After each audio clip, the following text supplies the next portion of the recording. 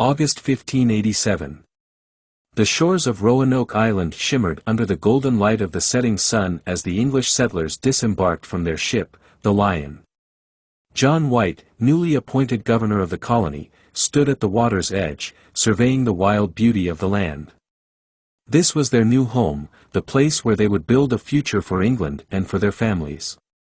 Among the settlers were White's own daughter, Eleanor Dare, and her husband Ananias Dare, along with their newborn child, Virginia Dare, the first English baby born in the New World. As the colonists set up camp, they marveled at the dense forests, the strange birds, and the distant sound of waves crashing against the barrier islands. But beneath their excitement lay an undercurrent of unease. They were isolated, far from the familiar shores of England, and the vast wilderness seemed to watch them with an indifferent gaze. The settlers quickly set about repairing the fort that had been built by the previous group of colonists 2 years earlier. It had been abandoned, its walls weathered and its structures in disrepair. As they worked, they heard stories from the local Croton tribe about the land's mysterious forces, but most dismissed them as superstition. Yet, as days turned into weeks, a sense of dread began to creep into the colony. Food was scarce, the summer heat was oppressive, and the relationship with the local tribes grew increasingly strained. By early September, the situation had grown desperate, and White made the difficult decision to return to England for supplies.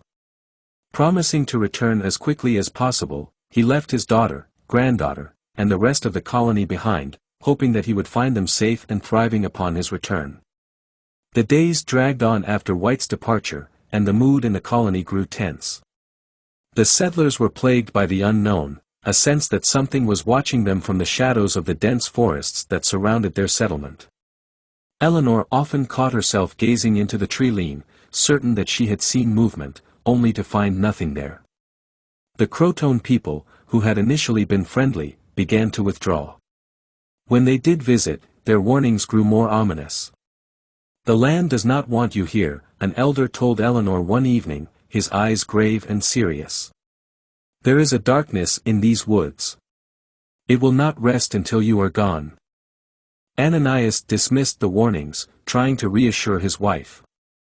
"They're just trying to scare us into leaving," he said as they sat beside the fire in their small cabin. "We've been through worse. John will be back soon with supplies, and things will get better." But Eleanor wasn't so sure. The whispers had started a few nights before.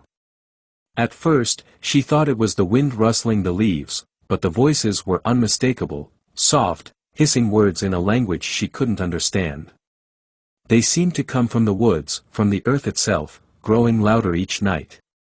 One evening, as she nursed Virginia, Eleanor heard the voices again, clearer than before. She shivered as she realized they were not just sounds, they were words, repeating over and over, "Leave this place. Leave before it is too late." Ananias had heard them too. He looked at her, his face pale. "Did you hear that?" he whispered, as if speaking too loudly might provoke whatever was out there. Eleanor nodded, clutching Virginia closer to her chest. "We need to do something," she said. "The others have heard them too. We can't ignore this." The colony gathered the next day, fear evident on every face. The whispers had spread through the settlement, and now, no one could deny that something was terribly wrong. Some suggested leaving, trying to find the Croton Island where they might be safer. Others wanted to wait for White's return, fearing that leaving would only lead them deeper into danger. Eleanor stood before the group, her voice steady despite her fear. "We need to think of the children, of our future," she said, glancing at the other mothers holding their infants. "If we stay, whatever is haunting us will only grow stronger. We have to go somewhere, anywhere but here." After much debate, the decision was made. The colonists would leave Roanoke and head for Croton Island, hoping the friendly tribe would take them in. They packed what little they had and began to dismantle the settlement, leaving behind only the barest essentials. Before they left, Ananias carved the word Croton into the post of the fort, a message for John White, so he would know where they had gone. As the sun set on their final day in Roanoke, the colonists moved silently through the woods, their hearts pounding with each step. The whispers followed them, growing louder, more urgent. Eleanor held Virginia close, murmuring prayers under her breath. She glanced back only once, just in time to see shadows flickering at the edge of the forest, figures too tall and too thin to be human, watching them with eyes that gleamed in the darkness. The journey to Croton Island was long and grueling.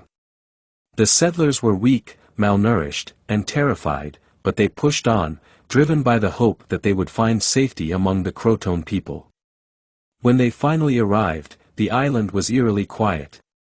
The familiar faces of the Croton tribe were absent, their village abandoned.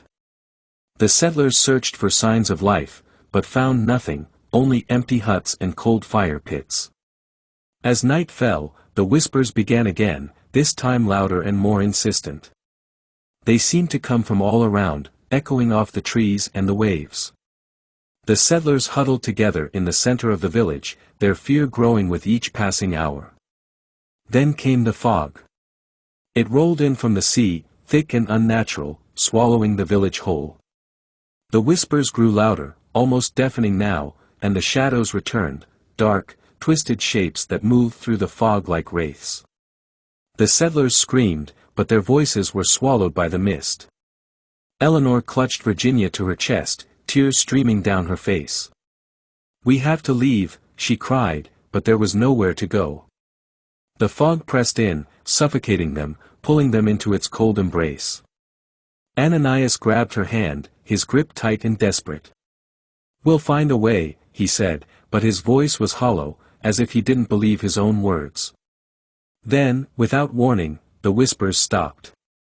The fog receded, leaving the island silent and still. The settlers looked around, dazed and confused, as if waking from a nightmare. But the nightmare was far from over. One by one, they began to disappear.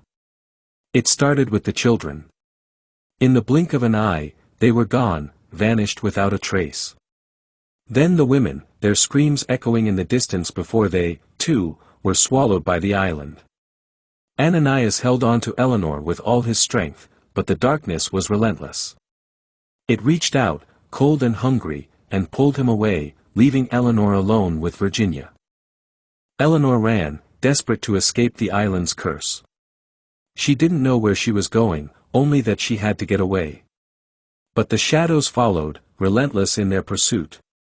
As she stumbled through the underbrush, her strength waning, she felt the cold grip of the darkness close around her. She fell to the ground, clutching Virginia one last time. "I'm sorry," she whispered, her voice trembling. "I'm so sorry." The last thing she saw was the shadowed face of a man, tall, thin, with eyes that burned like embers. He reached out, and the world went black. 3 years later, John White returned to Roanoke Island, his heart heavy with dread. As he stepped ashore, he was met with silence. The fort was abandoned, the houses empty, the land overgrown with weeds. There was no sign of the settlers, no bodies, no graves, no clues to what had happened. Except for one. Carved into the post of the fort was a single word, Croton. White's heart leapt with hope. Perhaps they had gone to Croton Island after all, seeking refuge with the friendly tribe. He and his men set sail for the island, eager to find his daughter and granddaughter, to bring them back to safety. But when they arrived, they found only silence. The village was empty, just as Roanoke had been. There were no signs of a struggle, no evidence of where the settlers had gone. It was as if they had vanished into thin air. White searched the island for days, refusing to give up. But eventually, he was forced to accept the truth. Whatever had happened to the lost colony, they were gone, taken by forces beyond his understanding. He returned to England, haunted by the memory of the island, by the faces of his daughter and granddaughter that he would never see again. And though he never spoke of it, he could still hear the whispers, soft, insistent, calling him back to the island that had swallowed his family whole. Roanoke Island remained a place of mystery and tragedy, its secrets buried beneath the earth, its lost souls wandering the woods and shores, waiting for the day when the world would remember them once more. And so, the legend of the lost